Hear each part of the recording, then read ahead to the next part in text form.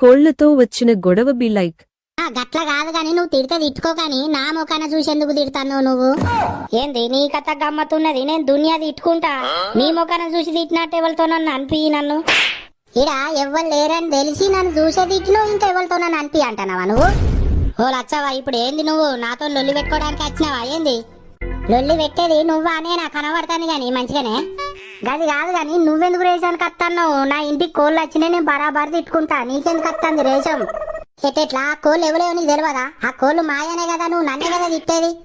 ఎవరు అయితే నేను బరాబర్ తిడతా, నా ఇంటికి వచ్చి నా ఇల్లుని అంగడి చేస్తానే కాబట్టి నేను బరాబర్ తిడతా.